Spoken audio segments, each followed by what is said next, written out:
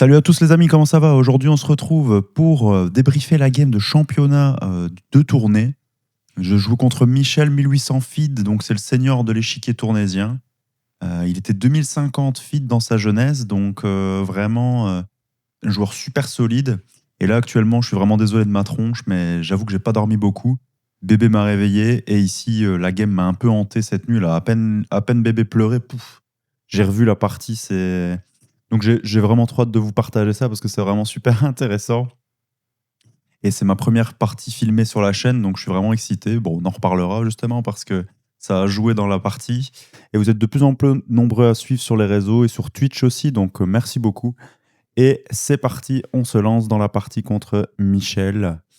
Donc, il ouvre avec E4, normal. Ici, j'envoie C5. Ça va partir dans une alapine. Donc voilà, je vais pas détailler plus. Ça joue théorique ici, vous voyez. Donc voilà, je développe mon cheval, il défend son pion, etc. Donc on joue des coups de théorie jusqu'ici. Donc tout va bien jusqu'au 8e coup. Là, il joue des 4. Bon, on leur dit que c'est une imprécision, mais bon, pas tant que ça.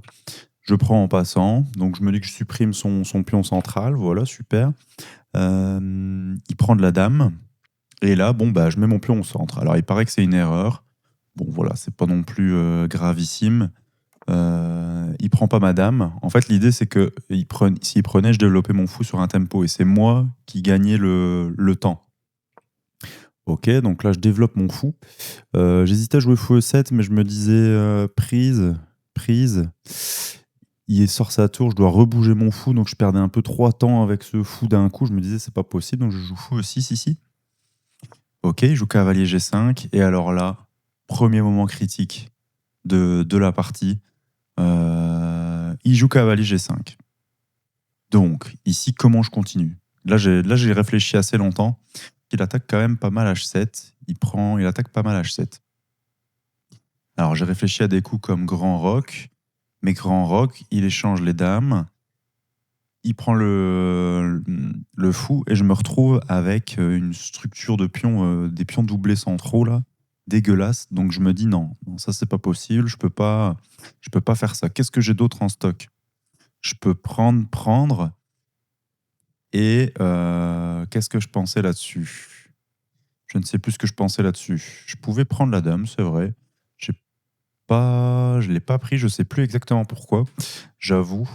Donc j'avais du fou E7, mais fou E7 prise du cavalier. Bon, c'était un peu la même chose. Je me retrouve à nouveau avec ces pions doublés centraux, donc ça n'allait pas. Alors j'ai cherché le coup le plus actif. Alors je commence à penser à fou C4. Donc fou C4, ça force l'échange, j'ai l'impression, je reprends. Il joue tour D1.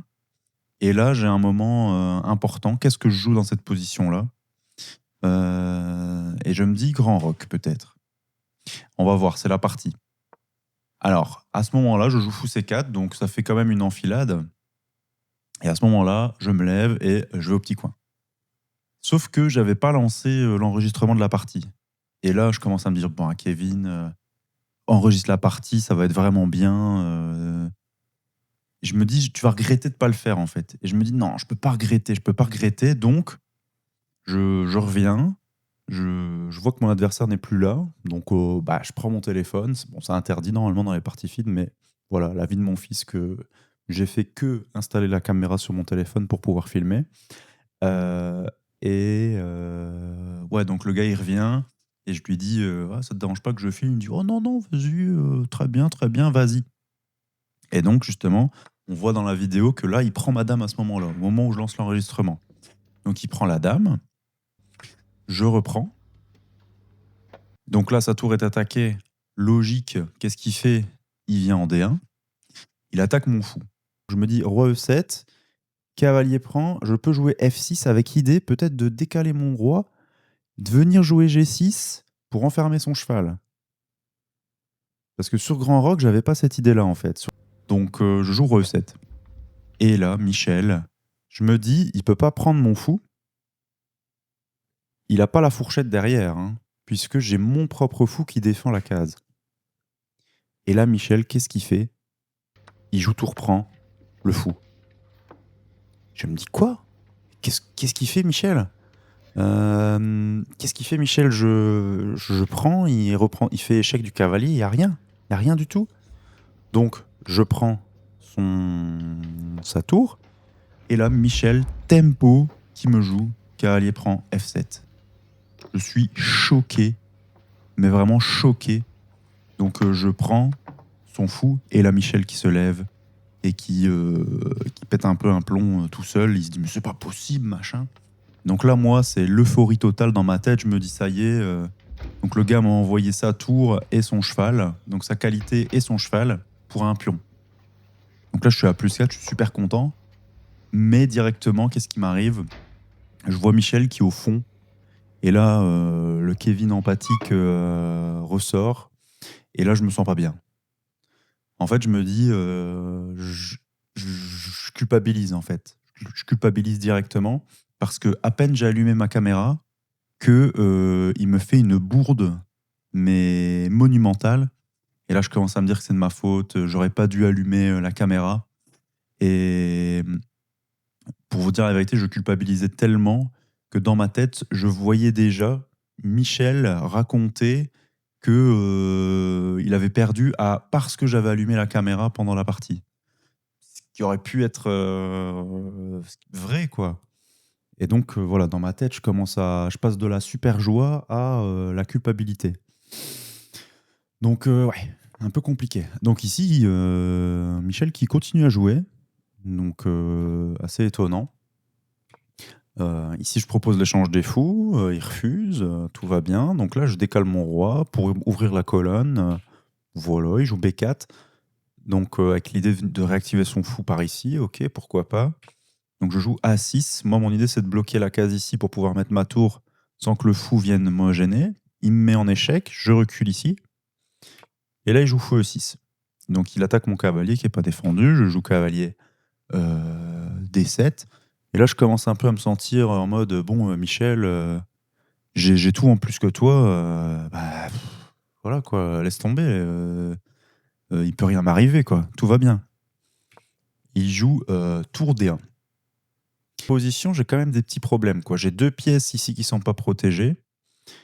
Et là, excès de confiance. Excès de confiance, je joue tour AD1, le coup super logique qui vient défendre le cavalier qui est attaqué. Sauf que je loupe un truc très grave ici, c'est l'échec. Un coup bébé cadom que je loupe et qui m'empêche de dormir.